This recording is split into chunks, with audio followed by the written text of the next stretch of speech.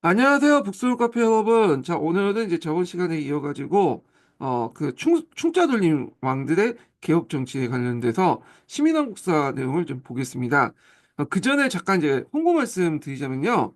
제가 이제 이거 이번에 22년 개정교과서를 이제 보니까, 정치사 부분을 제가 쭉 지금 읽고 가잖아요. 지금 여기 보면. 예. 근데 이제, 이 단원에 보니까, 국제관계나 사회나 경제, 문화 부분을 이렇게 주제별로 묶어가지고 이렇게 이제 하더라고요. 그래서, 요것도 이제 읽고 넘어가면 좋을 텐데, 지금 시간 관계에서 지금, 그냥 넘어가고 있거든요. 그렇지만 이제 좀 보면, 내용 중에 교과서 우리가 보는 기본서 없는 내용들이 간혹 나와요. 그래서 이제 이런 것들이 좀 시험 문제 나올 가능성이 좀 기 때문에 제가 따로 시간을 빼가지고, 그러니까 이제 요거 본 강의, 메인 강의 외에도 이렇게 이제 보강 형식으로 이렇게 진행을 해볼까 합니다. 2단원을. 예. 그래가지고 이제 이번 주는 못하고, 그러니까 이번 주는 이제 월요일부터 이제는 첫째 주는 이제 못하고요. 제가 이제 단위를 맡아갖고 정신이 없을 것 같아. 예. 그래서 첫째, 둘째 주는 모르겠는데, 셋째, 넷째 주부터 이제 진행할까 그래요. 좀 어느 정도 제가 그 업무 좀 정리하고 나서 그 평일 때 시간을 내 가지고 하겠습니다. 한 두 타임 정도 이렇게 진행을 할게요. 두 타임 정도. 예, 그래서 일단은 메인 강의 이렇게 진행을 쭉 한 다음에 필요에 따라서 이렇게 한 부분을 빼가지고 이런 식으로 서브 강의 이런 식으로 해갖고 진도를 이렇게 빼려고 하니까 그렇게 알아두시고요. 자, 이제 오늘 할 것은 뭐냐면 저번 시간에 이제 그 한국사 통론에 충짜돌림 왕들의 이제 개혁 정치 관련된 내용을 했잖아요. 요번에는 시민한국사하고 후생 관련된 내용을 좀 보겠습니다. 이것도 충짜돌림 왕들의 개혁이에요. 자, 그러면 먼저 시민한국사를 좀 볼게요. 자, 시민한국사 웹페이지 펴보시면요. 256페이지 펴보세요.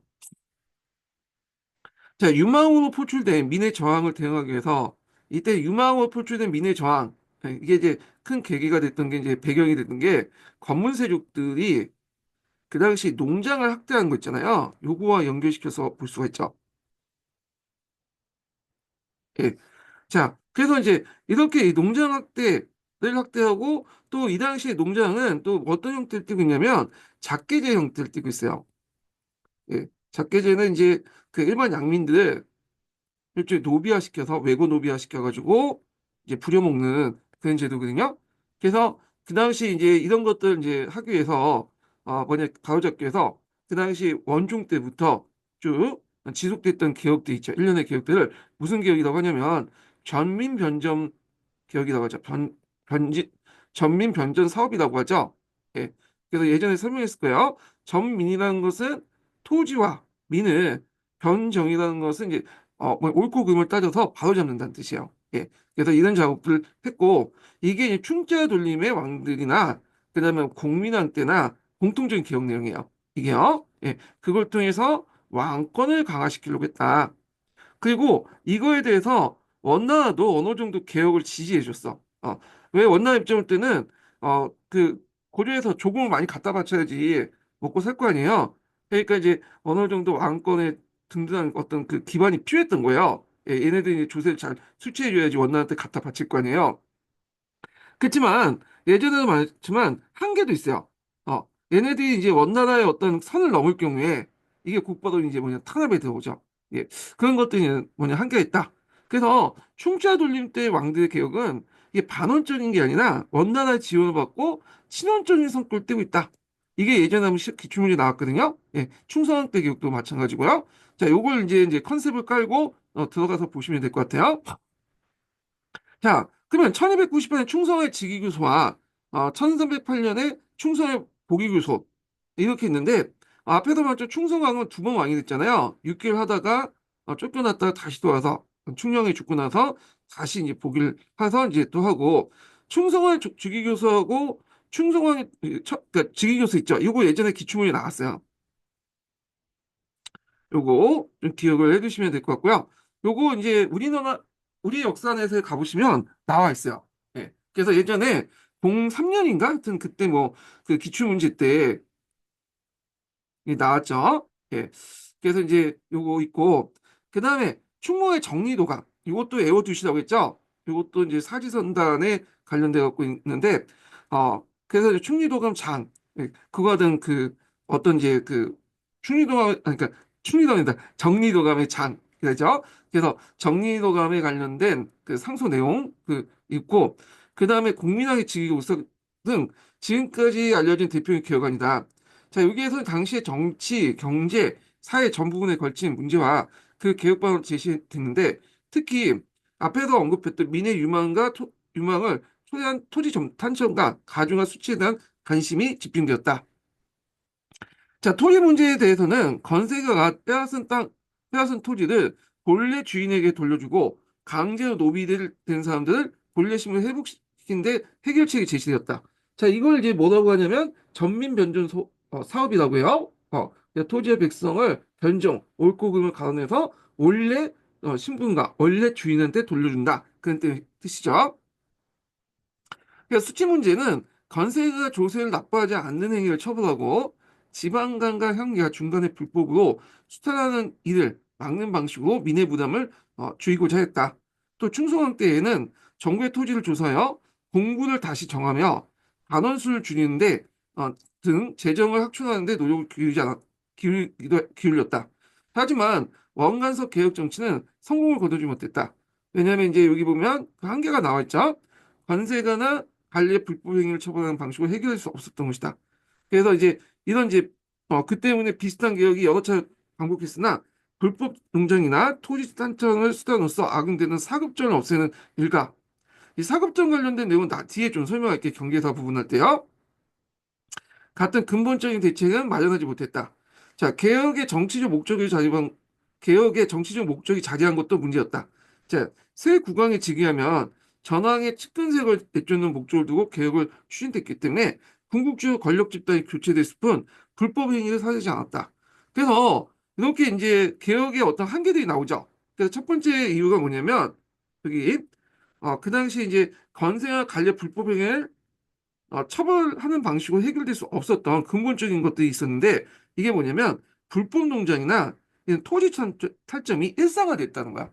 그래서 몇몇 사례 보여주기식 방식으로 해가지고 이렇게 몇 개 이제 처벌할 수는 있겠지만 근본적으로 이게 전반적으로 부패가 이게 만연됐기 때문에 그 형상들이 만연됐기 때문에 한계가 있었던 거고 두 번째로는 앞에서 말한 것처럼 이게 국왕이 이제 새로운 왕이 등장하면 개혁이나 명분으로,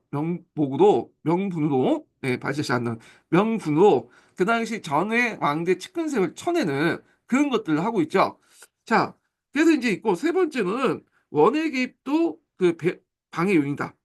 원나라는 상당히 이중적이죠. 그래서 어느 정도 지원하면서도 자기 선을 넘으면 또 개혁을 이제 방해하는 그런 요인이 됐다는 거죠. 그래서 1298년 충성을 개혁은 왕건이 충성을 폐위시키면서 실패했다. 예. 요 폐위시킨 그 명분이 조비무고 사건이라고 했어요. 조비무고 사건. 여러분 설명했죠? 근데 이건 명분에 불과한 거고 실질적으로는 원나라 마음에 안 들었다는 거야. 그래서 충무왕의 정치동원 개혁도 기왕의 일족들을 처분하는 것 발단을 해가지고 중단되고 말았다. 요건 이제 여기는 그냥 요 정도만 설명하고 있는데 요거는 이제 앞에서 설명한 저 무슨 사건 때문에 요거는 이제 그 앞에서 얘기했던 아, 빠졌나보네. 자, 여기에서 이제 나왔던 그 기산만 옥사 사건 때문이죠. 예,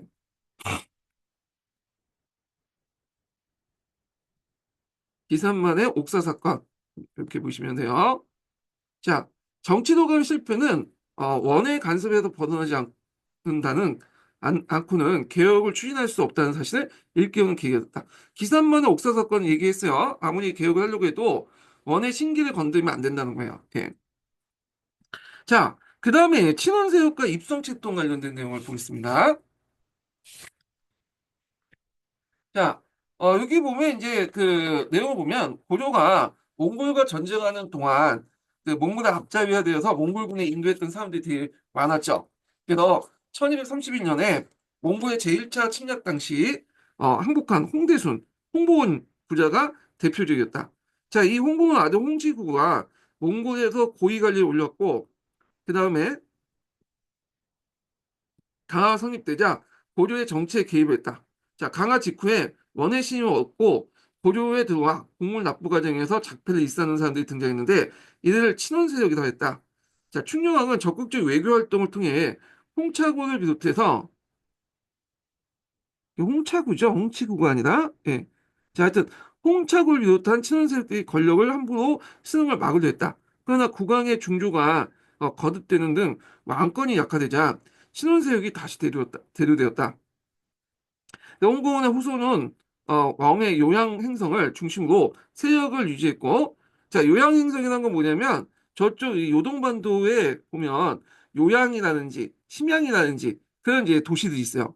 거기 중심으로 해갖고 이제 그 원나라 행정구역을 이제 얘기하는데 요양 행성인데 이 요양 행성에 누가 많이 살고 있었냐면 고려인들이 많이 살고 있었어요. 음. 그래서 이제 고려인들 많이 사는 이유가 여러 가지 이유가 있었는데 그중에 이제 하나가 뭐냐면 그 당시 원나라가 이제 쳐들어올 때 고려인들 많이 납치를 했거든요. 그런 것도 있고 여러 가지 정치적 이유로 또 이게 이제 뭐냐면 그 요동반도 건너간 사람도 많았어요. 그다음에 동령부 같은 거 있죠. 동령부 같은 거 이제 옮겼잖아요. 그 심양이나 요양 쪽으로. 그러니까 이렇게 해서 고려인들이 상당히 많이 살았다. 그래서 이거 나중에 좀 얘기지만 이제 고려인들 관리하기 위해서 그 당시 심양왕이라는 지위를 뒀고요. 이게 그 심왕으로 이제 격상됐죠. 이게 그래서 최초의 심양왕이 누구냐면 충송왕이야. 충송왕. 충송왕. 자, 하여튼 이런 상황이었고 이건 좀 약간 뒤에 얘기해요. 자, 하여튼 고려의 권력 투쟁에서 패배한 사람들 중에 원에다가 친원세력이 되는 경우도 있었다.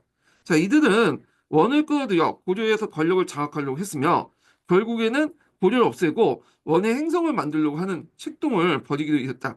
이걸 이제 입성책동이라고 하죠. 입성책동. 자, 입성책동은 이제 뭐냐 하면 자, 친원세력이 고려의 국가의 독립성을 부정하고 그 당시 고유의 원의 지방행정단인 행성을 세우자고 주장한 것이다. 그 우리나라에 정동행성이라는 게 있었죠.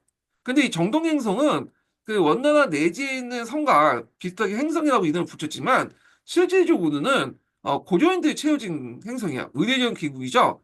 근데 이는 정동행성을 그 원의 내지에 설치된 여러 행성과 마찬가지로 개편하자는 거야. 그 말은 뭐냐면 고려 왕실을 이제 무시해버리고 제껴내버리고 원나라가 직접 통치하겠다. 이런 것들이야. 그래서 이런 입성칠동이 한 세 번 정도 있었다고 그래요. 그래서 충송왕 때 한 번 있었고, 충송왕 때 두 번 있었고, 한 세 번 있었다고 하거든요.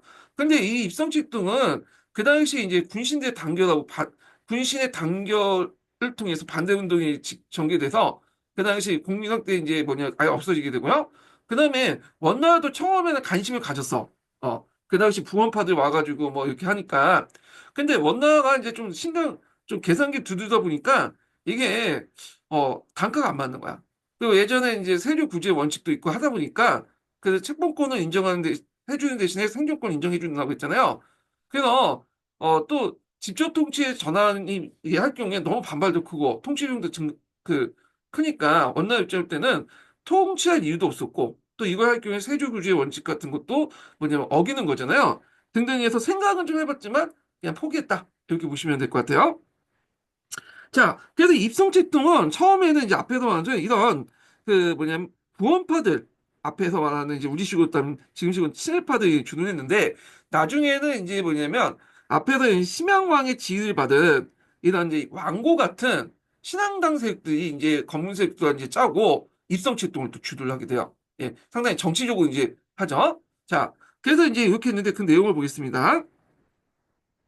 자, 그래서 이제 그 일본 정부를 위해서 고려에 설치했던 정동행성은 원정이 된 뒤에도 유지돼 고려의 간섭을 하는 역할을 했지만 기구 구성과 운영상의 원 내지 행성과 차이가 있었다.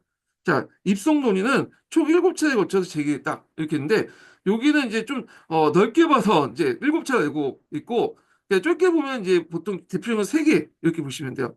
예. 그래서 뭐, 대표적인 게 3개고, 여기 7채로 이제 돼 있는데, 하여튼 뭐, 논의 자체 가지고 이제 7번이고, 좀 중요한 논의를 따지면 3번, 이렇게 이제 기억을 해주시면 되겠습니다. 자, 그래서 친원세력의 입성제동은 1302년에 처음 일어났다. 예.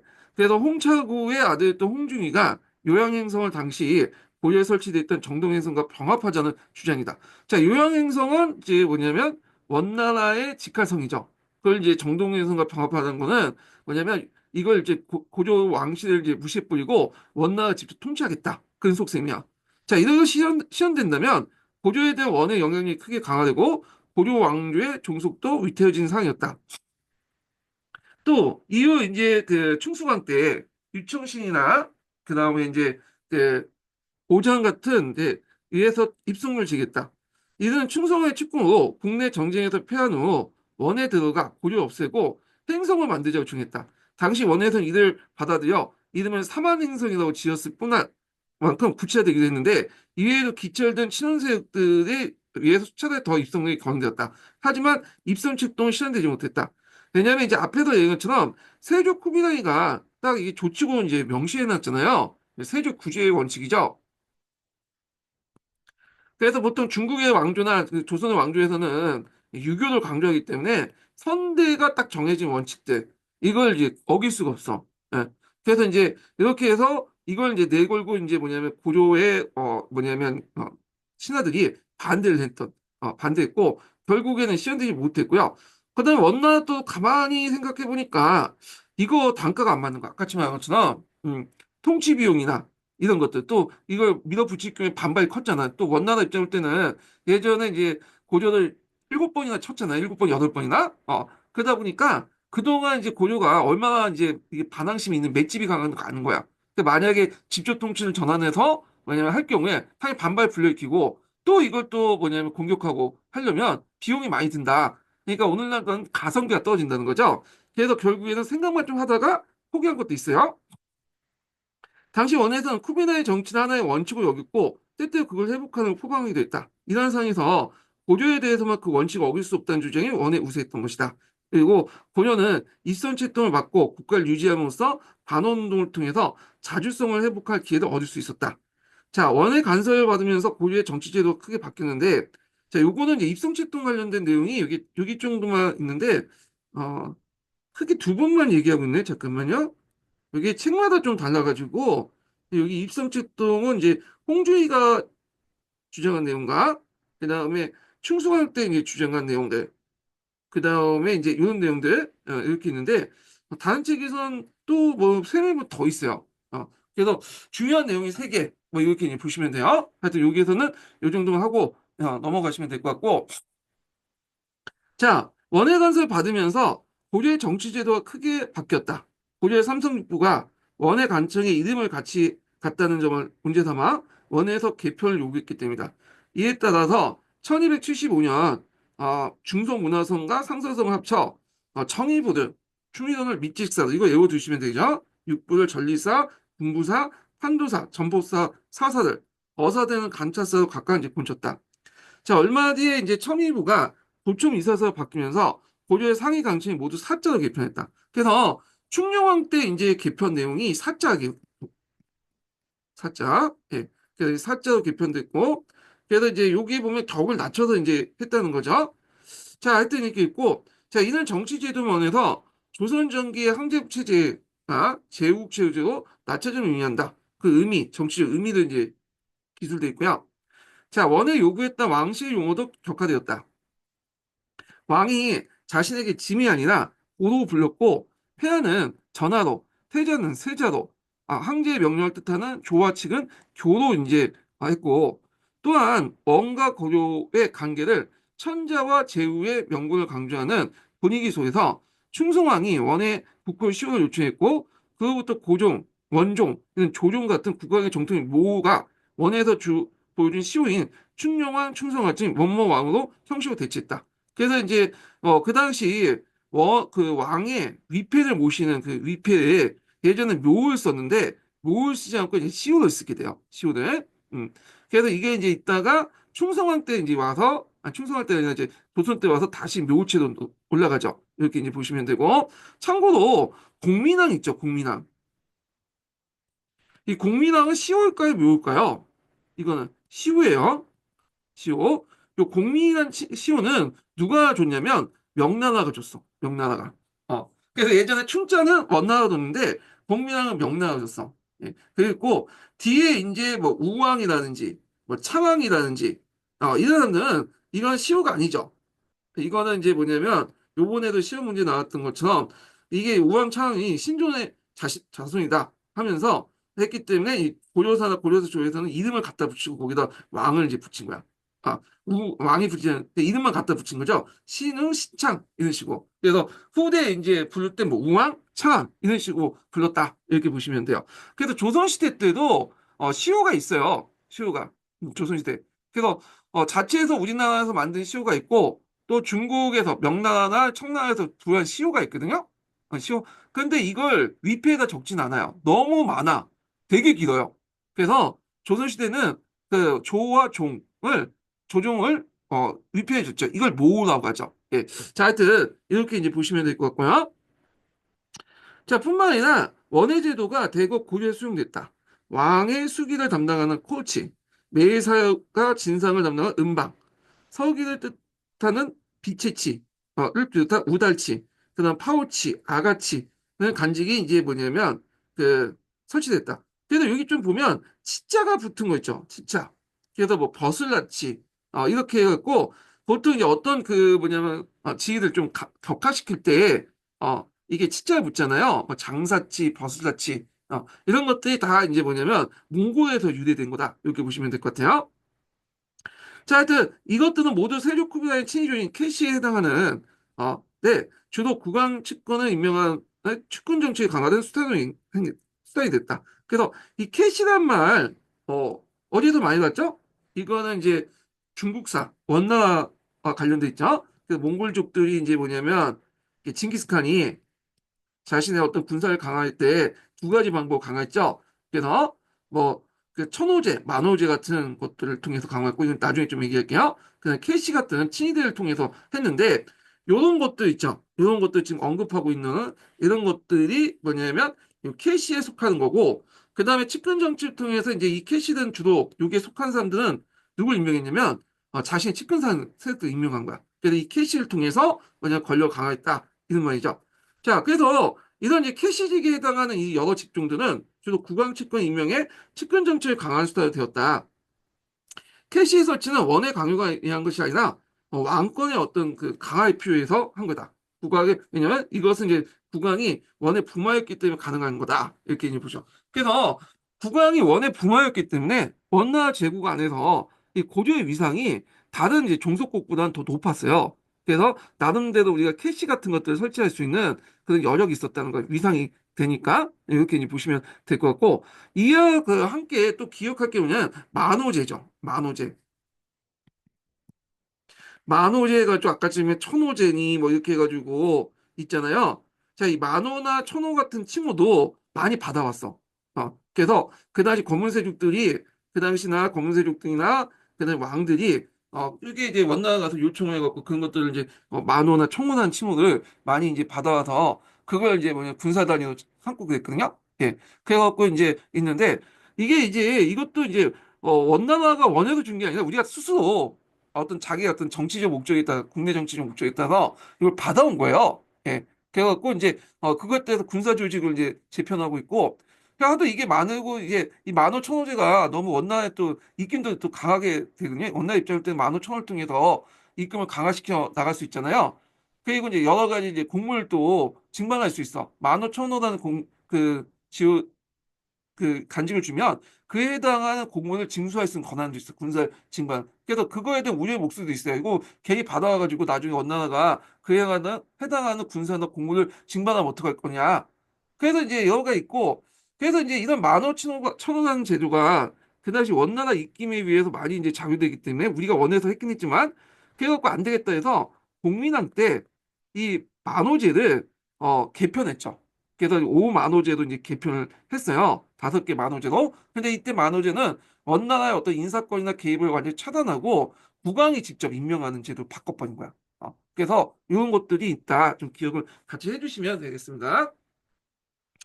자, 한편 고려정계 제출들이 모여서 국방이나 군사에 관련된 회의를 했던 도병만사는 몽골과 전쟁 중에 상설기관이 되었다가 충룡할 때는 보평을 써서 개편되었다. 그래서 제추가 계속 증가하면서 도당의 구성이 늘어났지만 실제로 국왕의 측근 세력이 궁중의 정책을 결정했다. 그래서 이를 내제추라고 불렀다는 거죠. 그래서 이 도평의사선은 그 당시 누가 장악했냐? 이는 제추도는 그 뭐냐면 국왕의 측근세력들이 이제 장악했다는 거죠. 그래서 이 제추라는 것도 이제 있는데 원래 제추가 있죠. 예. 근데 거기다 제추상이라고 해서 제추로서 이제 뭐냐면 대우를 받은 사람들이 있는 거예요. 뭐 삼사나 뭐 원간직도 거기에 이제 대우를 받고 그래서 한 70명 정도 늘어났다고 그래요. 예. 하여튼 이런 들을 이제 내재추라고 한다. 이렇게 이제 보시면 될 것 같고요. 자, 그래서 국왕의 측근세력이 정방에서 관리된 인사도 담당으로서 정방은 국왕의 인사권을 장악한 통로가 되었다. 이렇게 보시면 되겠습니다. 예. 그래서 이 정방은 이제 검문세족들이 주로 장악을 했다. 이렇게 보시면 될 것 같은데 검문세족들 국왕 이렇게 있는데 국왕 입장 여기는 국왕이 인사권을 장악한 통로보다는 검은 세력들이 장악했다 보면 돼요. 요거는 그냥 개인 의견을 좀 들어가고 쓴 것 같은데 이 검은 세력 같은 측근 세력들이 인사권을 장악했어요. 국왕도 이용하긴 했지만 예, 이렇게 이해를 해주시면 돼요. 왜냐하면 그렇게 이해를 해야지 나중에 국왕권이 강할 때 이 정방이 계속 폐지가 되거든요. 그게 서로 연결돼. 그래서 여기는 국왕이 인사권을 장악했다고 했지만 실제 국왕을 이름을 내걸고 측근 세력들이 뭐냐면 이게 인사권을 장악했다. 이렇게 해석해야지만 앞뒤 문맥 다른 책하고 이게 연결이 되거든요. 예. 자, 그래서 이제 이렇게 해서 한번 또 봤고 그 다음에 이제 또 볼 게 뭐냐면 심부생 관련된 내용을 보겠습니다. 예. 심부생 몇 페이지 펴보시냐면요. 130페이지 펴볼게요. 130페이지.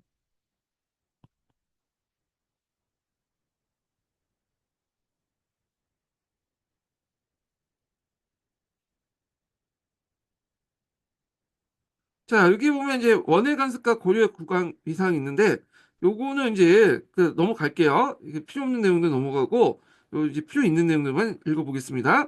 그 다음 장 내용 보면, 자, 고려와 원나라 관계는 고려가 국가를 유지되었고, 고려와 원의 관계는 고려가 국가를 유지되었고, 양국간의 채권 조공이 존재했으므로 역대 왕조가 주변 국가와 맺은 채권 조공 관계 형성을 띠고 있다.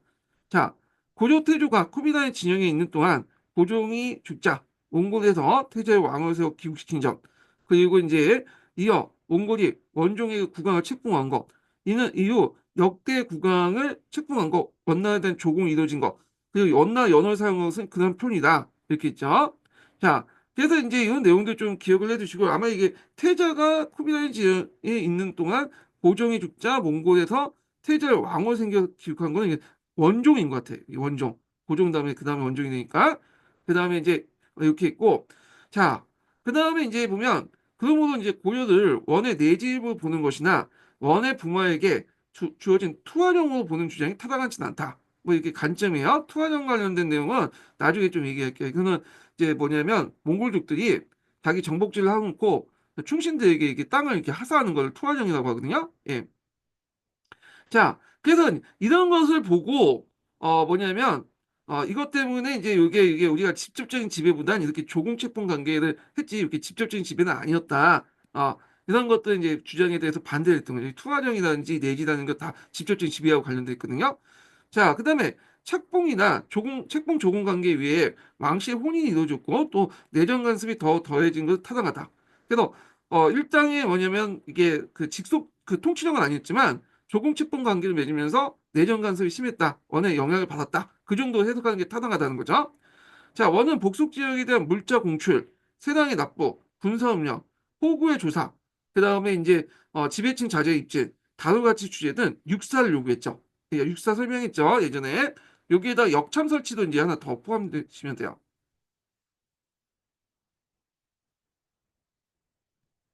자, 원의 간섭은 국왕의 위상 변동에도 잘 나타났다. 원은 필요할 때마다 고려의 왕을 교체해 국왕의 위치가 크게 떨어졌고 원은 자국 내 새로운 황제가 즉위하거나 집권세의 변동이 있을 때 고려 호가족 통치에서 왕위를 교체했다. 그래서 이제 원손종이 즉위한 후에 충녕왕에서 충성을 교체한 것, 영종 즉위 후에 충수경이 원도에서 억류시킨 것. 그래서 충성왕이 이제 몇 년 동안 그 대도에 억류했어요. 아마 이제 이때 상황 배경이 뭐냐면 심양왕하고 싸우고 있었거든요. 그래서 충성왕을 되게 모략질을 했어요. 그렇기 때문에 이제 여기에서 갇혀 지낸 것도 있는데, 자, 그냥 문종 때 권신들 사이의 권력 투쟁에 따라 충성왕 충영이 복위하거나 폐위당한 것. 자, 이런 것들은 원나라 자국 내 세도 황제가 즉위하면서 집권세의 병동하고 연결됐죠. 자, 원은 또한 고려의 국왕을 부마로 삼아 그 당시 이제 예우와 통제를 병행했다. 고려 원사의 강화 성립된 후에 얼마 안 돼서 세조에 있던 충령은 원의 세조 딸인 제국대장 공주와 혼인했다. 그래서 이제 그 당시 그 충령 이후에 공민왕 이후까지 8명 원공주가 고려 왕비가 되었고요. 거기서 태어난 이제 왕자가 뭐냐 왕이 되었죠. 예. 그래서 이게 이제 1순위야. 근데 이 공민왕은 좀 약간 다르죠. 공민왕 같은 경우에는 뭐냐면 그 어머니가 공주가 아니야. 원나라 공주가 아니라 후궁 출신을 고려 후궁 출신. 그래서 그 왕의 서열이 자기 조카보다 좀 우위지만 충정왕이나 충무왕한테 나중에 밀리거든요. 조카들한테 밀렸던 이유가 자기 그 어머니가 고려인 출신이기 때문에. 그래서 단신이 이제 뭐냐면 이렇게 그 해서 왕이 됐던 사람이에요. 이 사람은요. 자, 그래서 고조왕이 원나라 공주와 결혼한 경우 제1비는 혼인이 선후 관계 상관없이 원나라 공주였으며 거기에서 나는 그 왕자가 후계자였다. 이렇게 있는데 보통 고조는 고조왕은 일부 다처제를 실시하죠. 예. 그래갖고 왕비가 여러 명 있어요. 제가 후궁이라고 이제 표현하지만 그 당시에는 그 왕비예요. 그래서 1순위 왕비, 2순위 왕비 이런 식으로. 조선과 다르죠? 조선은 일부 일처 다첩제이기 때문에 한 명은 왕비가 있고 나머지는 다 후궁이 되는 거야. 후궁. 예. 그래서 이제 있는데 하여튼 먼저 결혼한 사람이 보통 1순위 첫 번째 왕비였는데 요거는 상관없죠. 이제 원나라 간섭기 때 원나라 공주가 1순위가 되는 거야. 그리고 거기에서 낳은 왕자가 후계자가 되는데 앞에서 말한 것처럼 그 당시 이제 국민왕 같은 경우에는 좀 예외적인 존재였다. 이렇게 보시면 돼요. 자, 다른 한편 고려와 원의 통호는 고려에 대한 원의 간접 지배를 강한 의미를 가졌으며 양국 사이의 통합한 기능을 갖기도 하고 그리고 또 고려의 독립성과 정체성을 유지한 것도 있다. 그래서 이게 이제 양면적인 거예요. 영향력을 강화시킨 것도 있겠지만 또 뭐냐면 그것 때문에 뭐냐면 종속국 떨어지지 않는 그런 것들이 있다. 이렇게 보시면 돼요. 그리고 왕권 강화에도 상당히 이바지했다. 이렇게 보시면 되죠. 자, 그래서 이제 이 시기 때 고려 국왕은 빈번하게 원에 입주했을 뿐이라 장기간 원에 체류하게. 그래서 세자 시대 때부터 이 원나라 대도에 가서 교육을 받고 그 왕도 심지어는 장기 체류하는 경우가 있어. 아까 이제 충성왕 같은 경우에도 몇 년 체류했고 특히 이 충성왕 같은 경우에는 뭐냐면 대도에서 이제 뭐냐면 오랫동안 있었죠. 이 사람은 거의 그 고조에 들리지 않았어요. 자기가 이제 왕이 있음에도 대도에서 이제 거기에 참여해서 뭐 정치 게임 하고 있었지. 거기 가서 이제 고려에 와가지고 정치를 하지 않았다. 1차 즉위 이후에는 2차 즉위 때는 계속 몇 개월만 좀 고려에 있었고 나머지는 다 편지로 이렇게 정치를 했던 사람이죠. 이 충성왕은. 자, 그 다음에 정동행서 설치와 간제 격화해 보겠습니다. 자, 그래서 이제 원은 행정기구를 통해서 고려 간섭했고 정동행성이 바로 그것이다. 자, 원나 외지 통치나 대규모 군사행동 등에 의해 여러 가지 성격상 행성을 설치했는데 정동행성은 일본의 원정을 당해서 충녕왕 때 둔 것이다. 자, 그래서 2차 원정 실패 후 몇 차례 실패를 거친 후에 충녕왕 12년 다시 세운 이후 일본 원정을 포기했음에도 불구하고 정동행성 공민왕 때까지 존재했다. 그래서 이제 여기 정동행성에 이제 간직들이 쭉 나와 있는데 대부분 다 고려인이었다. 그래서 이제 고려왕이 임명됐고 재상이 고려인이었고 물론 가끔마다 원나라 다루 가치가 겸한 경우 있어요. 그건 아주 특별한 경우고요. 자, 그래서 이제 정동행성은 그 밑에 하부기관이 있죠. 그래서 이제 여러 하부기관이 있고 그렇지만 정동행성 자체는 명예상 의례적인 어떤 상위기구의 성격이 되게 강하다. 그래서 원은 간섭할 문제가 생기면 정동행성이나 간접기구를 통하지 않고 사신이 직접 와서 처리하는 경우가 종종 있고요. 그래서 사신들이 와갖고 왕위 교체도 하고 그래요, 얘네들이. 결국에 정동행성은 고려의 내정에 대한 원의 감독 기능을 보기 어려우며 원과 고려 사이 연락 기관을 쓸 기능이 주로 맡았다고 여겨진다. 자, 그 다음에 그 밑에 이제 간제 변화가 있잖아요. 요건 앞에 했으니까 이제 넘어가고요. 자, 그냥 고려의 인적 물적 부담도 그냥 넘어갈게요. 뭐 여기 보면 공료도 갖다 바치고 내시도 갖다 바치고 그 내용들이 있거든요. 예. 그다음에 부원세력의 등장을 보겠습니다. 자, 원과 고려의 빈번한 교류로 인해 원과 결탁한 새로운 층이 대두됐는데 부원세력이 그들이다. 자, 물론 원과 긴밀한 관계를 맺는 이들을 모두 부원세력으로 볼 수는 없고 그 가운데 고려의 정통성 핵심자들 국한될 것이다. 뭐 부원 세력의 나름대로 정의라고 보시면 되고요. 자, 그러니까 부원 세력은 어떤 사람이냐? 고려를 이제 배반하고 원을 투영하거나 그러니까 고려의 구익과 자주성을 성장하고 국가의 어떤 참수와 그다음 입성책동을 했으며 아울러 원을 배경으로 하여 고려 국왕에 대한 참수와 반영 및 국가기관을 물리게 하는 그리고 전민의 탈전 등 사회적 무리를 일으킨 자로 규정할 수 있다. 예. 그래서 이 사람 중에 대표적인 사람이 홍씨지만, 그 홍다구가 유명하죠. 예, 홍다구. 자, 이들은 대체로 이제 세조구제를 부정하는 입장이고, 세조구제는 얘기했을 거예요. 고려의 생존권을 인정하는 대신 고려의 책봉권을 이제 뭐냐면 하거나 육사이행 이런 것들을 하는 거죠. 자, 부정하는 입장을 보인다. 부원세력은 원을 배경으로 국내 왕위 계승 문제, 정치 운영에 막강한 영향을 행사했다. 자, 그래서 이제 이 부원 세력들이 쭉 나와 있어요. 원나라하고 이제 관련된 이제 세력들이죠. 조인규 집안과 그 다음에 이제 역관 출신이죠. 그 다음에 이제 이렇게 있고 그리고 이제 요 조인규의 딸 조비 때문에 조비를 상당히 총애했다고 그래요. 그 충성이. 그래서 그때 충성의 부인던 원나라 공주가 열받아가지고 무고를 한 것이 조비 무고 사건인데 그것 때문에 충성왕이 대도 끌려가고 이제 왕위에 물려났던 거죠.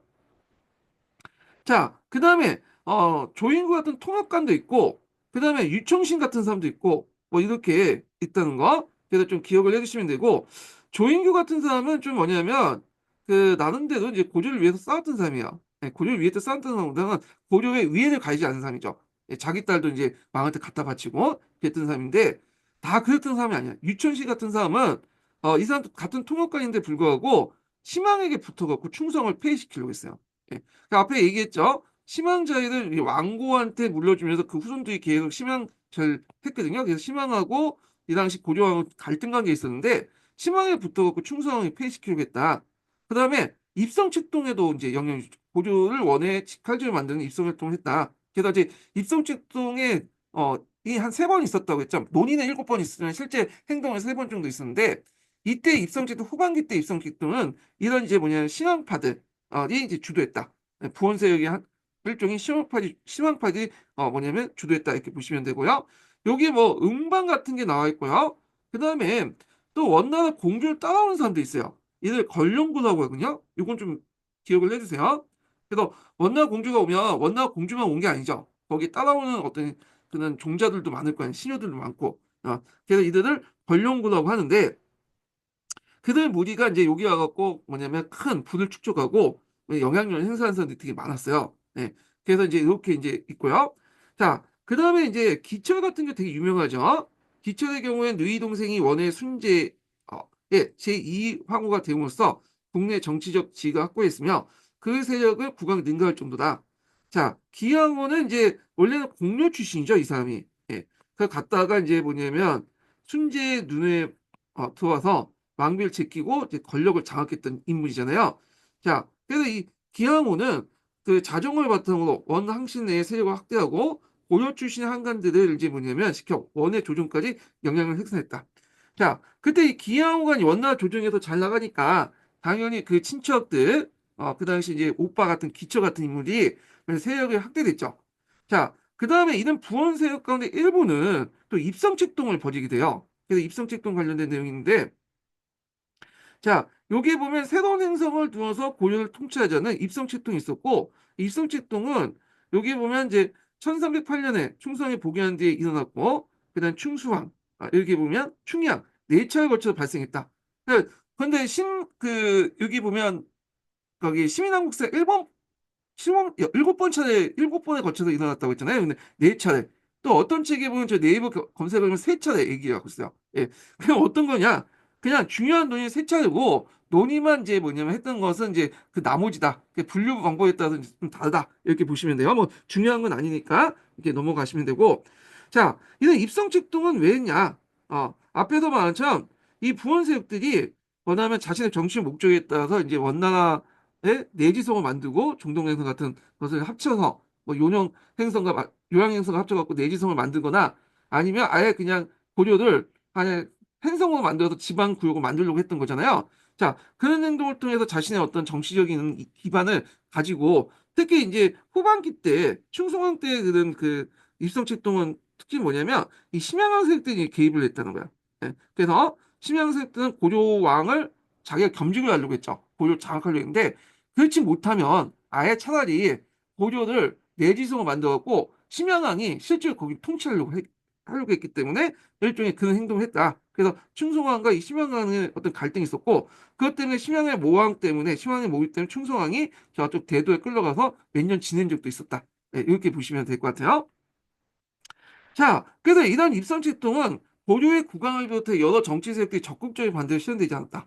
그래서 원후부터 국왕을 그 고려의 국왕을 통해 간접적 방식 포기하고 입성을 통해 고려 직접 통치한 이유가 없었고 거기에다 이제 시민한국사 말한 것처럼 세조 구제 원칙 이렇게 입니다. 그럼 왜 입선출동이 실패했는가? 보면 정치 세력들 반대, 고려 내 이제 정치 세력 반대, 원나라도 그냥 간접적인 어떤 방식을 포기하고 입성을 통해서 고려 직접 통치한 이유가 없었다. 물론 약간 생각은 했었지만 그냥 포기해버렸죠. 그 다음에 세 번째가 세조 규제 원칙. 이거는 이제 고려 조정에도 있고 원나라 내에도 있고 이런 것들하고 연결시켜서 보시면 되겠습니다. 자, 그래서 이제 이런 내용들 좀 기억을 해두시고 자, 그 관련된 내용도 있으니까 좀 이렇게 사료도 있으니까 보세요. 예, 여기 쭉쭉 있죠. 이렇게 해서 한번 이제 봤습니다. 자, 그 다음에 넘어가서 이제 국민화의 개혁 정치를 보겠습니다. 국민화의 개혁 정치. 자, 이 국민화의 개혁 정치는 시험 문제 자주 나오죠. 네, 여기 국민화의 개혁 정치. 그래서 이게 한 세네 번, 한 네다섯 번 나왔나? 자주 나와. 자주. 그리고 충자 돌림 왕의 개혁 정치는 충성왕, 충무관 이 정도 나왔는데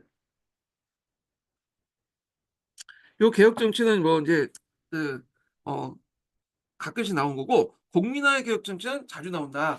그래서 국민화의 개혁 정치는 꼼꼼하게 볼 필요가 있겠죠. 근데 국민화 개혁 정치 나오면 웬만하면 다 봤더라고요. 왜냐면 문제가 그렇게 어려운 건 아니잖아요. 이 국민화 개혁 정치 내용이. 자, 예전에 언제 뭐가 나오냐면 국민왕이 그 당시 개혁을 나눈데 할 수 있었던 시대적 배경 문제가 나왔어. 시대적 배경.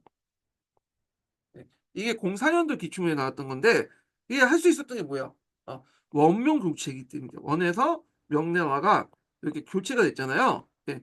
그러니까 예전에 충짜 돌림 왕들은 개혁을 제대로 못했던 것이 원나라 간섭 때문에 그러잖아. 근데 요때 공민왕 즉위할 때는 원나라가 쇠퇴하기 시작한 거야. 그래서 그렇게 했고 또 몇 년 넘어갈 때 시기잖아요. 그래서 이 원명 교체이기 때문에 그게 가능했다는 거. 요거 예전에 한번 시험 문제 나왔고요. 자, 공민왕의 개혁 정책은 크게 이제 국내용과 국외용을 이제 볼 수 있는데, 대외적으로는 뭐죠? 반원 정책. 그 다음 대내적으로는, 검문세족들을 이제 억압하고, 왕권을 강화시키는 정책이죠.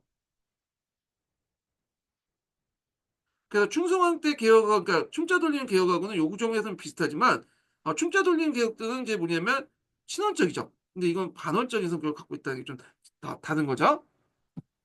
자, 그러면 이제 내용을 보겠습니다. 자, 14세기 중엽 원이 쇠퇴하자 공민왕은 반원개혁을 통해서 왕권을 강화했고 고려의 사회 경제적 문제를 해결하고 있었다. 먼저 친원세력을 수청하고 원의 이제 뭐냐면 대변했던 정동행성 이문수를 폐지하고요. 또한 쌍성총관부를 이제 공격할 원의 빼앗은 영토를 되찾았다. 그래서 이때 대표적인 친원세력이 어떤 세력일까요? 기철일당이죠. 근데 이게 동시에 한 날 한시, 그러니까 이게 같이 넣어졌다는 거야. 기철도 치고 쌍성총괄도 공격하고 그 다음에 그 뭐냐면 이문수도 폐지하고 이게 같은 연도에 같이 넣어놨어요. 이게 정확한 연도는 제가 기억이 안 나는데 하여튼 같은 시기에 같이 넣어놨다 이렇게 보시면 될 것 같고요. 자, 그 다음에 이제 공민왕이 이제 또 등용했던 인물이 신돈이죠. 예. 신돈은 이제 후반기 때 등용했던 인물이에요. 그래서 이제 그 앞에 이제 그 공민왕이 그 노국공주를 이제 되게 좋아했다고 하잖아요. 노국공주 죽고 나서 좀 약간 이제 정신 혼미할 때 신돈을 등용을 시켰는데 자, 이때 공민왕 신돈을 책임져서 한 국민왕은 신돈을 책임져서 한 전민전도노함을 설치해서 검문 세력이 불법으로 빼앗은 토지를 원래 주인에게 돌려주고 억울하게 노비가 된 사람들 양을 해방했다. 그 옆에 이제 전민변전 도감 관련된 내용 있잖아요. 여기 전민변전 의미가 있죠.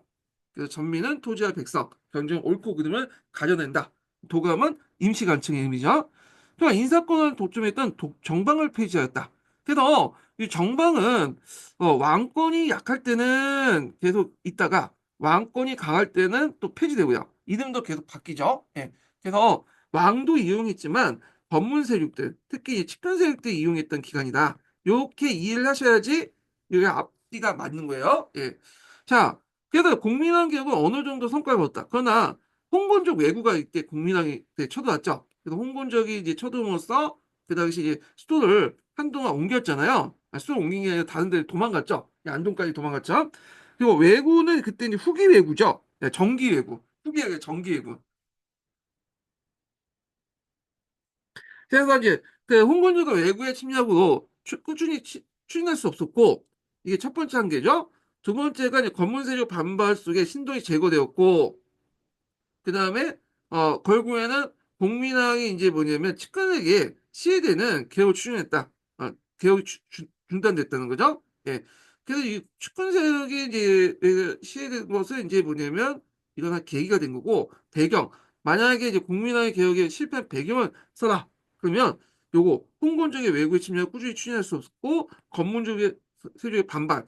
그 다음에 요게 이제 플러스하면 신진사대 사대부의 미학. 이런 것들을 줄 수가 있죠. 제가 왜 이 얘기를 하냐면 예전에 기출문제 나왔기 때문에요. 예. 그 공민왕의 개혁 정치가 왜 한계 그 관련된 내용이 예전에 한번 시험 문제 나왔기 때문에 이렇게 정리를 해주시는 게 좋을 것 같습니다. 그래서 이제 이렇게 좀 보시면 되고 공민왕이 죽은 이유는 아시죠? 이게 말년에 좀 약간 변태 소욕에 가져가지고 여러 가지 이제 그런 거요. 하여튼 뭐 시험 문제 나오지 않으니까 이제 건너뛰고 자, 이거 외에도 복리학 개혁 정책 많아요. 이거는 이제 다른 책을 읽어보면서 한번 이제 또 보기도 하겠습니다. 자, 먼저 볼 게 이제 한 통을 볼게요. 한 통.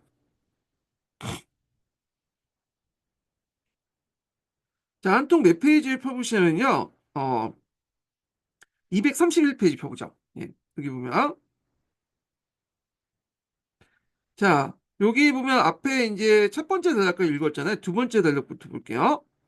자, 요거 하기 전에 첫 번째 인증번호 알려드리겠습니다. 첫 번째 인증번호는 66번입니다. 첫 번째 인증번호는 66번이에요. 자, 신흥사 대비 개혁운동은 충무강 때 정치도감의 개혁이 실패로 돌아간 후에 공민왕 때 이어 본격화되었다. 자, 이때 신흥사 대부의 세력이 잘못 성장했고 대륙에선 한족의 흥기로 원이 쇠퇴하는 있었다는 거죠. 그래서 공민왕이 이제 할 수 있었던 배경, 신흥사 대부의 세력이 성장, 그 다음에 명청 교체기. 그래서 이걸 명청 교체가 요 관련된 내용이죠. 그래서 대륙에서 특히 강남 지역에서 이건 중국사 관련된 내용이지만 뭐 장사성이라든지 그다음에 홍무제 그 장사성의 주원장이라든지 방국진 같은 그런 세력들이 막 흥기를 하고 있었어요. 그리고 원나라가 쇠퇴하고 보니까 그 당시 이제 고려에게 SOS를 치죠. 우리 좀 구원병 좀 달라. 그래서 그 당시 고려가 최영 장군이 이끌었던 구원병들이 그 당시 장사성을 토벌하고 한번 싸운 적이 있거든요.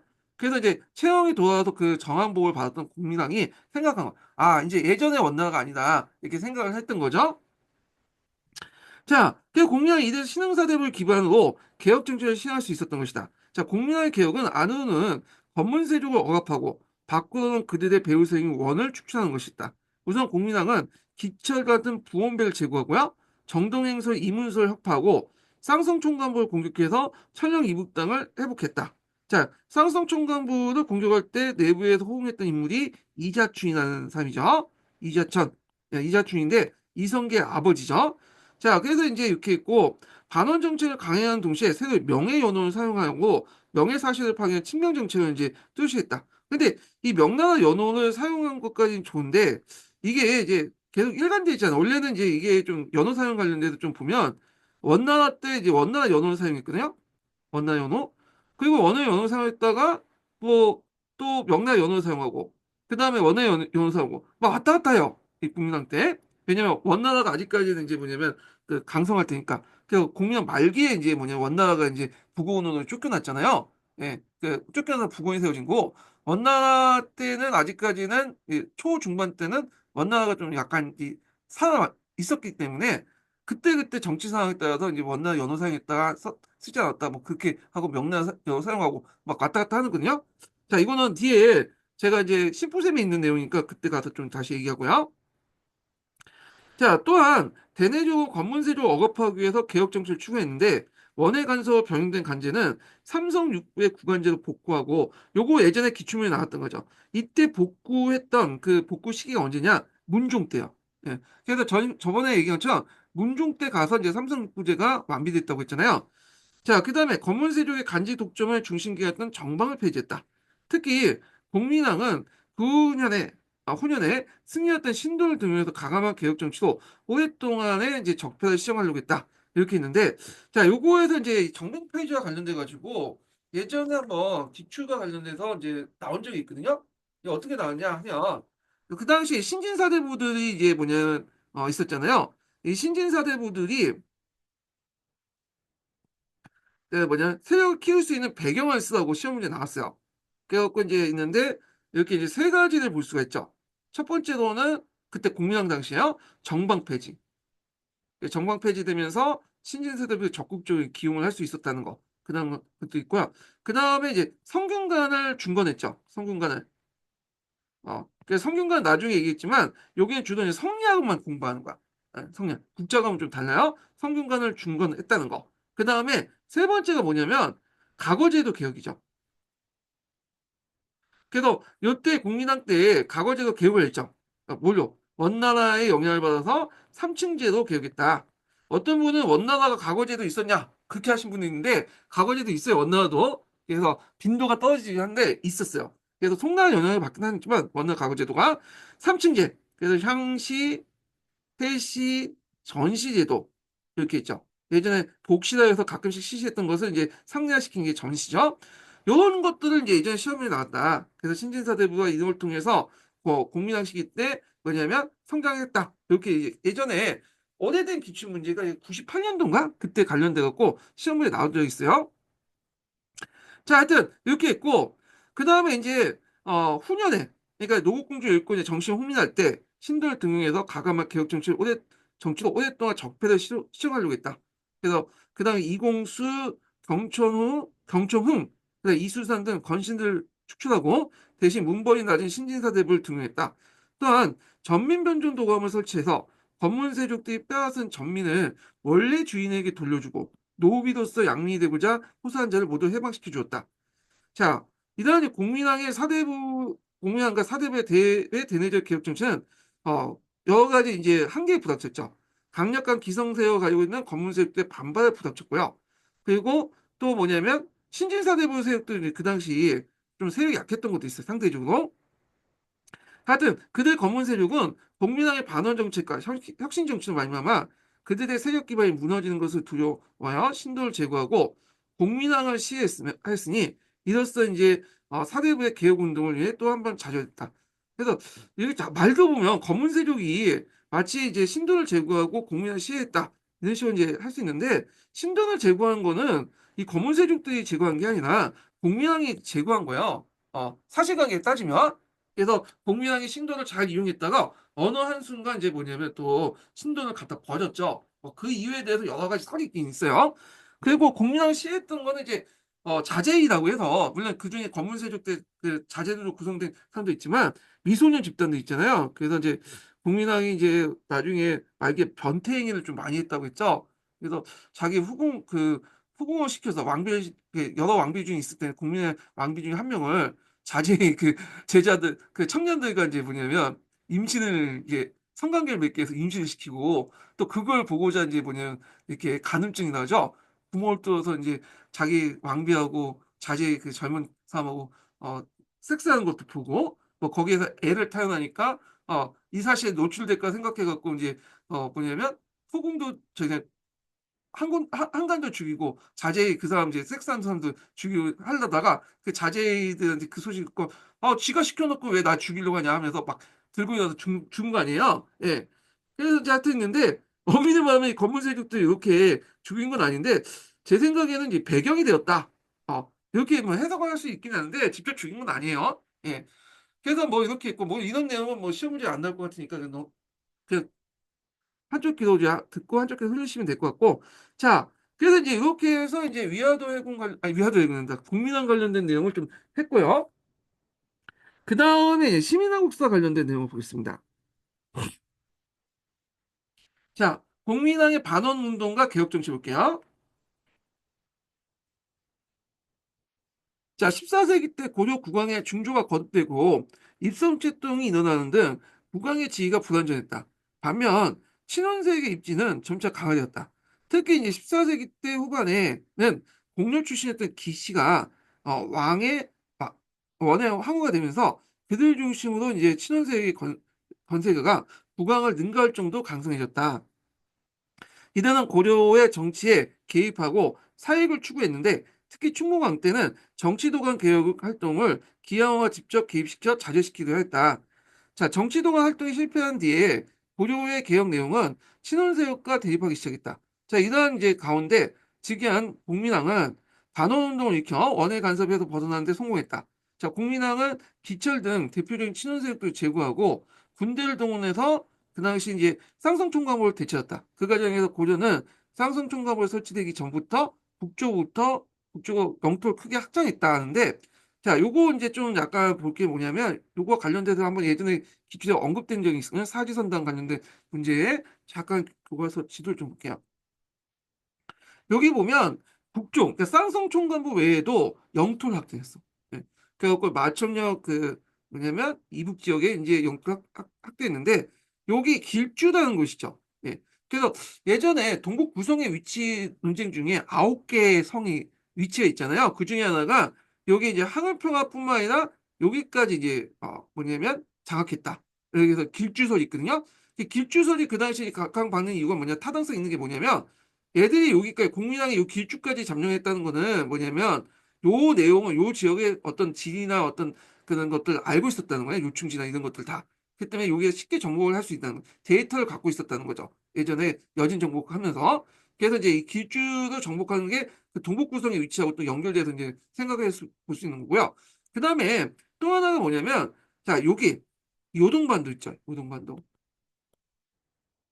요동반도에 이제 뭐냐면 어 뭐가 있었냐면 그 당시 그 앞에서 얘기한 동령부가 있었어요. 동령부. 원래 서경에 있다가 요동반도 옮겼죠. 그래서 이제 심양이 있죠. 심양. 요양이 있고 여기 대표적인 도시가. 그래서 이 요동반도에 고조인들이 많았거든요. 동령부가 설치되고. 그래서 이 고조인들 이제 뭐냐면 통과하고자 그 원나라 심항을 뒀단 말이에요. 심항. 근데 이 심항하고 고조 왕이 상당히 대립을 하고 있었죠. 그래서 그 당시 이제 뭐냐면 국민왕은 요 부원세력의 근거지 심항을 제거시킬 필요가 있다. 그러니까 심항의 어떤 그 심항이 부원세력이잖아요. 부원세력의 근거지인 요 뭐냐면 요양하고 심항을 제거 그 뭐냐면 공격해야겠다. 그런 생각을 한 거야. 그래갖고 둘 차례 거쳐가지고 이제 뭐냐면 이 요동 정벌을 하게 되죠. 이걸 동령부를 공격했다. 동령부 정부라고 하는데 그래서 심양과 요양을 점령하게 돼요. 점령. 그리고 거기에 있는 부원색들 제거를 하죠. 예. 그래서 이제 있고 그 당시 부원세력들은 원나라가 망하고 이제 친원 세력이 북원 세력이 됐죠. 북원이라고 했지만 계속 이제 원나라 친원 세력 부원 세력하고 이제 서로 연결돼 있었거든요. 그래서 심양과 요왕을 점령하고 나서 이 부원 세력과 북원 세력하고 이제 관계를 끊고 그다음에 이 부원 세력을 이제 제거하려고 했던 거예요. 그래서 두 번에 거쳐서 이제 뭐냐 했고 그때 이제 동원할 때 이제 뭐냐 이성계가 이제 참여했죠. 그래서 이성계 용비 요청과에 요동정보에 관련된 내용이 있어요. 근데 여기를 그냥 장악하고 여기를 영토로 만들었으면 괜찮을 텐데 여기를 뭐냐면 계속 확보하기 어렵다 해갖고 철수를 했겠어. 요게 우리 땅이다 해놓고 선포하고 철수를 했죠. 예, 상당히 이제 안타까운 일이죠. 예, 그래서 예전에 요동정벌, 동령보 정벌 관련된 내용이 이제 기초에 잠깐 언급돼 있었거든요. 그 목적은 뭐냐면 북원세력과 연결된 이 부원세력들, 그러니까 희망을 대표하는 부원세력들을 제거하기 위해서 뭐냐면 여기 공격을 했다. 이렇게 보시면 되겠습니다. 그 외에 한동안 이 요동반도는 누구 땅도 아니었어요. 원나라 땅도 아니었고 그렇다고 새롭게 등장한 명나라 땅도 아니었고 조선의 땅도 아니었죠. 그래서 나중에 이제 조선 초기 때 요동 정벌을 외쳤던 이유가 그 정도전이 다 이유가 있는 거야. 여기 아직 명나라가 점령하지 않았던 땅이기 때문에 여기를 정복하자 이렇게 했던 건데 이게 명나라의 신기를 건들게 된 거죠. 이건 나중에 좀 얘기하고요. 자, 그래서 이제 다시 이제 한번 또 보겠습니다. 당시 원에서는 한족 농민의 봉기가 전국에 일어나는 등 왕조가 쇠퇴한 기미가 뚜렷이 나타나고 있었다. 반원 운동의 성격은 이러한 정세를 정확히 파악한 거다. 앞에도 말한 것처럼 그 당시 뭐 워낙 한족 농민들 이건 중국사와 관련되긴 하지만 주원장이라든지 장사성이라든지 그냥 방국진이라든지 드는 사람들이 등등등등 있는데 장사성을 이제 토벌하는 과정에서 원조를 해줬죠. 그래서 파병을 했잖아요. 그래서 이걸 통해서 이제 예전에 원나라가 아니라는 걸 공민왕이 직감을 하게 된 거야. 자, 그래서 이제 공민왕은 원의 세력을 못하는 뒤 개혁을 착수했다. 우선 원간섭기 이전의 정치제를 회복하고요. 삼성육부제를 회복한 거죠. 정방을 폐지했으며 건세가 일으킨 토지와 노비 문제를 해결하고자 했다. 하지만 개혁은 공민왕 의도대로 추진되지 않았다. 그래서 이제 국민에게 이제 지기 전 원에 시종됐던 측근세력이 있었는데 대다가 단오운동 이후 왕권이 회복되면서 측근 정치가 재현됐기 때문이다. 그리고 또 국민의 측근세력 한 명이 또 반란까지 일으켜요. 예, 뭐 이렇게 정방이 재설치한 것이 단적이다. 그래서 앞에 나왔지만 이 정방은 왕권이 강할 때는 폐지했다가 왕권이 약해지면 또 부활되고 이렇게 이제 하죠. 자, 거기에다가 외환까지 겹쳤죠. 그래서 1359년에 홍공군이 침입으로 수도가 함락하는 등 어려움을 겪으면서 개혁이 더 이상 추진하지 못했는데 이 홍공군은 이제 홍건적이라고 또 하는데 이게 이제 여러분도 알다시피 14세기 중반에 중국 강남 지방의 농민들이 백령군을 내세우고 반란을 일으켰잖아요. 그래서 이 백령군을 일으키는 이제 반란군을 홍건적이라고 했어.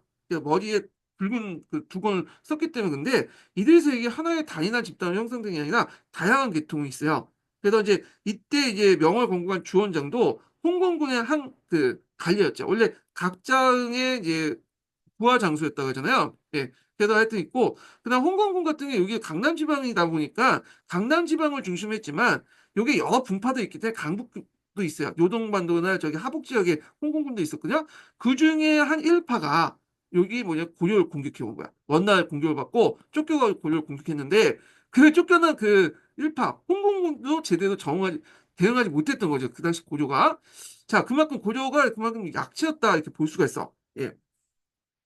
그다음 공민의 개혁은 1365년 신돈을 등용하면서 다시 시작했다. 신돈은 건세가 빼앗은 토지를 본래 주인에게 돌려주고 강제로 노비가 된 사람들의 신분을 회복시키는 정책을 과감하게 추진했고 공민왕과 신돈의 강력한 의지에 힘입어 개혁은 어느 정도 성공을 거뒀다. 하지만 반대 세력의 모함으로 신돈이 죽음을 당하고 공민왕마저 시되면서 개혁은 또다시 중단되고 말았다. 이렇게 이제 보시면 되겠습니다. 예. 자, 그 다음에 국민환경 정책을 좀 더 보고 또 할게요. 그래서 심포생 관련된 내용을 좀 보겠습니다. 예. 자, 심포생 관련된 내용 좀 볼게요. 아이고. 자, 여기 보면 이제 제가 지금 읽진 않았지만 원나라 간섭과 국내 정책이었고 충짜 돌림 왕대 개혁도 있거든요. 제가 그냥 넘어갔어요. 그냥 한번 읽어주세요. 이것도. 예. 그 다음에 이제 여기 충무화 개혁 정도 있는데 요거 좀 기억을 해두시면 되고 자, 여기 보면 이제 여기부터 읽어볼게요. 예. 반원 정책의 추진 이렇게 볼게요. 네, 충분한 개혁이었는데 이건 건너뛰고 그다음에 두 번째 달력 볼게요. 자, 반원 정책은 공민당 때 적극 펼쳐졌으며 개혁 정치도 실행을 옮기죠. 성과를 거둘 수 있었다. 공민당의 즉위한 무렵 원의 쇠퇴의 길을 걷고 있었다.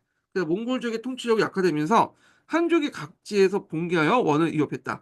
공민왕은 형인 청해왕이 죽고 즉위한 공민왕은 형인 충해왕이 즉위한 다음에 12살 나이에 질자가 되어서 질자는 이제 일종의 임질이죠. 그 당시 정근대 때든 인지를 주고받으면서 외교를 했잖아요. 그래서 보통 약속을 강대국에 인지를 보내면서 이렇게 했던 건데 자, 원에다가 수기한 명목으로 10년 동안 머물렀다. 자, 이러한 사정으로 그 대륙의 정세를 잘 파악하고 있던 국민왕은 즉위한 후에 얼마 안 돼서 몽골식 그 풍습 병발을 호복을 벗어나서 원의 간섭을 근본적으로 부정하는 한편 반원 노선을 실시했다. 그는 식견 있는 유학자 집단 외에 연조, 수종, 공신 그러니까 이게 뭐냐면 연자는 거는 영경을 의미해요. 그래서 절하는 것은 잠절, 왕이 이제 되기 전에 지냈던 곳을 잠적하고 있는 거. 그러니까 쉽게 말해서 영경에 지냈던 이제 시절에 같이 이제 잠적해서 있었던 그 뭐냐면 측근 세력들을 얘기해요. 되게 어렵게 썼는데 그래서 영경 그러니까 북경 영경을 북경이라고 하죠. 북경의 잠적 시절 때 그 같이 있었던 따랐던 그 신하들 공신이죠. 이제 공민왕 입장일 때는 그래서 이런 세력들과 외척 세력들 그러니까 외척 세력들은 노국공주와 관련된 세력들이죠. 예, 그 원나라 이제 정치 세력들 일부와 기반을 가지고 있어서 개혁 정책을 적극 펼칠 수 있었다. 적극적인 반원 정책은 공민왕 5년에 단행했다. 기초를 비롯해 건근이나 노칙 등 부원 세력들을 처형했으며 그 다음에 부원 세력들 장악하고 있던 정동에서 이문소를 폐지했고요. 여기 사료가 있는데 이 사료도 읽어보세요. 예전에 기출 관련된 내용이 나왔기 때문에 어, 나올 수가 있어요. 자, 그다음 그 뒤이어서 이제 뭐냐면 452년, 1258년 이후에 이제 뭐냐면 그 원의 직하주였던 쌍성총괄 공격에 탄압했고 이에 대해 원이 사신을 보내 항의했을 뿐 직접 개입지 못했다. 왜냐하면 이 당시 원나라가 개입할 수 있는 여력이 없었죠. 전국 각지 강남에서 막 반란도 일어나고 그래서 이제 부원 세력이 제거됐으며 원의 간섭을 배제했다. 자, 이런 반원 정책은 국민왕의 정점과 국왕 측근 세력이 추진되었다는 거죠. 자, 그리고 그 당시에 또 기양후가 상당히 이제 이 국민왕을 괘씸하게 생각한 거야. 왜냐하면 한때 이 국민왕이 이제 자기가 어머니가 고요인이라고 했잖아요. 그럼에도 불구하고 왕이 될 수 있었던 것이 기양후의 어떤 지지 때문에 그런 거냐? 기양후 입장 때는 이 국민왕이 이제 약간 이제 만만해서 보이는지 임명을 했던 거야. 그런데 이제 기껏 임명을 해줘갖고 이제 했더니 자기하고 자기에게 반기를 들고 하니까 안 되겠다 해가지고 이참에 이제 국민왕을 제거하고 예전처럼 한번 이제 중조를 또 해보려고 했던 것 같아. 그래가지고 덕홍군을 내세워가지고 그 당시 이제 몽골군을 파견했는데 이 몽골군이 뭐냐면 그 당시 이제 최영이나 이런 사람들이 있었던 그 고려군에 패배를 했죠. 그만큼 이제 뭐냐면 원나라가 세력이 약해졌다는 거야. 그래서 그거 관련돼서 예전에 한번 드라마를 한 적 있더라고 역사 드라마들. 예. 자, 계속 읽어볼게요. 자, 그러나 국민왕 8년 12월, 12월과 국민왕 10월, 10년, 10월에 둘째 홍건적의 치니까 외구의 잦은 침묵고, 지금까지 견제했던 반원 노선이 유보되지 않으면 안 되었다. 왜냐하면 이 당시 원과의 관계에서 계속 적을 만들 수 없잖아요. 그러니까 이제 하친이 필요했던 거죠. 그래서 이 국민왕은 사실모에서 원의 우호적인 자세를 보이고 정동 행성도 복구했고 반원 정책이 일시 후퇴됐죠. 그래서 이제 여기는 잘 안 나왔지만 여기 이제 다른 책에서 이제 국부셈에 나왔네. 예, 국부셈에서는 이제 그 당시 원나 연호를 다시 사용하고 돼요. 예, 그걸 왔다 갔다 했다고 했죠. 자, 그래서 이제 홍건적과 외부의 격퇴하는 과정에서 무장세력이 크게 대두됐다. 공민왕 14년 5월 신돈을 등용한 무장세력들을 물리치고 내정 개혁을 하면서 그 당시 이제 뭐냐면 뭐냐면 왕권을 강화했다. 자, 여기 뭐 무장세력이라는 것이 뭐 이성계라든지 그다음에 그 당시 채용 같은 사람들을 얘기하는 것 같아요. 자, 이색을 중시한 신흥 유신들이 여기에 신흥 유신이라는 말 썼잖아요. 예, 요거 좀 기억을 해두시고 자, 신흥 유신들이 그래서 최근의 책들 보면 그 신진사대부라는 말 대신에 이게 충무공 이후부터 신흥 유신이라는 말 많이 쓰더라고요. 신흥 유신을. 그래서 요것도 있고 뭐 시민한국사에도 그런 표현들 많이 쓰죠. 신흥 유신이라는 말. 자, 그래서 이색을 중심한 신흥 유신들이 신돈 정권에 참여하면서 정치적으로 성장했다. 자, 신돈은 공민왕의 반역을 깼다는 혐의로 수원에 유배되었다고 거기서 이제 사살을 당하거든요. 그래서 신돈을 죽인 사람이 공민왕이에요. 그래서 왜 공민왕이 신돈을 죽였을까? 여러 가지 가설도 있는데 그 당시 이제 명나라가 등장하고 명나라는 성리학을 내세우잖아요. 그러니까 불교를 이제 그 승리했던 신돈이 정치를 좌지우지하면 명나라의 어떤 미움을 받지 않을까 생각해서 공민왕이 신도를 죽였다는 어떤 가설이 있어요. 그거 아무도 모르죠. 예. 자, 하여튼 이렇게 있고 그 무렵 공민왕은 17년 명이 건국한 뒤에 명가의 관계가 급진전했다. 공민왕은 제18년, 19년에 부원세의 마지막 거점이었던 원의 동령부를 이제 공격했다. 앞에서 얘기했죠. 그래서 이 부원세력의 대표적인 세력이 시황세력이죠. 이게 근거가 원의 동령부야. 그래서 이제 근데 자, 이때 원나라는 이제 망하고 저쪽 북원이 됐어요. 이때 원나라는. 그래서 이제 북원이고 그러나 아직까지 명나라가 이제 뭐냐면 요동반도까지 진출하지 않았고 북원도 말이 이제 그 동령부가 있었지만 실제로 북원이 이제 쫓겨났기 때문에 힘이 없잖아요. 심해 공백기를 틈타 가지고 공격을 한 거야. 그래가지고 북원세력과 그다음에 부원바다의 근거리였던 뭐냐면 그 원의 동령부를 공격했다 이렇게 보시면 돼. 또 두 번에 걸쳐서 공격했어요. 자, 신들의 개혁의 계기로 정치 세력을 형성한 신흥 유신은 외교 정책을 둘러싸고 검문 세력과 격렬하게 대립했다. 이들은 친명 정책을 주장한 반면 검문 세력은 친원 정책을 주장했죠. 그러나 명가의 외교 관계를 성립한 직후부터 명은 고려의 가중한 공문을 요구하게 돼요. 그래서 이제 이것 때문에 그 당시 이제 친원파들, 그 부건파들이 힘을 얻게 돼. 왜냐하면 원나라도 뭐 욕을 했지만 딱 보니까 이게 이제 뭐냐면 명나라도 더 요구한 거야. 구간이 명간이라 해가지고 그래서 차라리 사대 관계를 뭐냐면 그쪽 북원으로 이렇게 맺자라는 그런 세력들이 주장하죠. 검은 세력들이 이에 반해서 신진사는 무슨 개뿔 같은 소리냐 국제 정세가 변했는데 하면서 이런 이제 신흥 유신을 주장한 이제 신흥 유신이 주장한 친명파드가 그러니까 친명책과 그 다음에 부원 세력들이 주장한 검은 세력의 친원파가 대립이 일어났던 거죠. 자, 따라서 명가의 외교를 주도했던 신흥 유신의 정치적 입장이 약화되었다. 자, 그렇게 있고요. 그래서 이 명나라가 고구려 가중한 공을 요구했기 때문에 명의 외교를 주도했던 신흥 유신 세력들의 이제 입장이 약화됐고요. 공민왕 사후에 이민이라는 사람이 집권하죠. 이 공민왕 이후에 이제 우왕이 즉위했잖아요. 근데 우왕이 되게 어릴 때 즉위했기 때문에 이 정치는 이제 이민한테 거의 이미 거의 했는데 이 이임은 검문세족이야. 검문세족. 예. 그래서 이제 검문세족이고 이 사람이 이제 했던 것이 친원 정책이야. 친원 정책. 예. 그래서 있는데 거기에 반발했던 이제 대표적인 사람이 누구예요? 예, 신흥 유신세들 중에 정도전이죠. 그래서 이제 이민이 정도전한테 국원사절단을 맞아라 명령을 냈는데 이를 거부했죠. 정도전이. 그래서 나주로 유배를 갔어. 유배. 10년 동안 거기에 유배 생활 했다고 하잖아요. 예. 근데 이게 책마다 또 이게 표현이 다른데 한국사 통론에 읽다 보면 친원 정책으로 나지 않고 표현하지 않고 중립 정책이다 이게. 그러니까 이게 예를 들어서 이민이 정책이 뭐냐면 이쪽은 친명이고 여기에서 친원이면 이의 정책은 여기에서 이제 옆쪽이 약간 같기 때문에 그 친원이다 이렇게 보는데 여기 한국 스타는 아니다. 그래도 나름대로 친명을 기준으로 해서 친원 정책을 같이 했기 때문에 뭐냐면 중립 정책이다 이렇게 표현하고 있더라고. 그냥 어느 표현이 좀 맞을지 모르겠지만 제 생각에는 이 친원 정책이 맞을 것 같아. 이 중립 정책보다는 예. 그래서 하여튼 책마다 표현이 좀 달라요. 그뭐 해석의 문제긴 한데 이런 것도 있다는 걸 좀 기억을 해두시면 될 것 같고요. 여기 보면 이제 변전 사업 같은 것들이 좀 있어요. 그래서 이 전면 변전 사업은 여기 원종을 기준으로 해가지고 무왕 때까지 계속 역대 왕들이 했던 그 사업들이에요. 그래서 교과서에서는 뭐 충녕왕 때부터 시작됐다. 이렇게 있잖아요. 한통이나 이런 데서. 그렇지만 원종 때부터 시작해서 우왕 때까지 쭉 있고 그 과정에서 여러 기관들이 만들어지죠.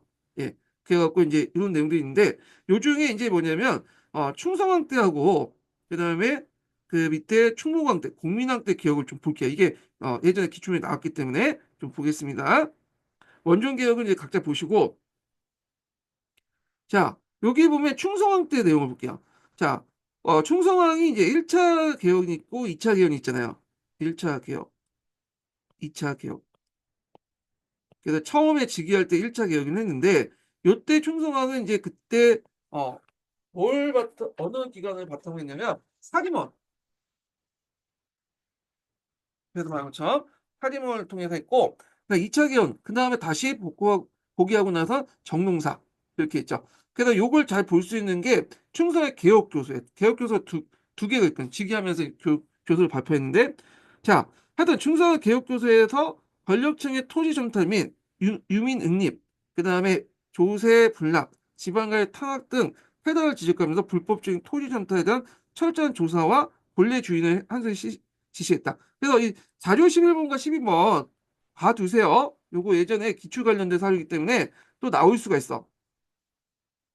그렇지만 충성왕의 이런 개혁 정치는 5의 충성왕이 원해에서 강제 퇴위하면서 지속되지 못하고 충량이 죽고 나서 충성의 복위 후에도 개혁 정책을 추진하면서 민생 안정책으로서 적체된 부세 징수 위에 불법적인 토지 점탈 금지 방안을 제시했다. 충성왕은 충량과 달리 원의 간섭과 제도를 적극 참조하여 원형화에 개혁하려고 했다.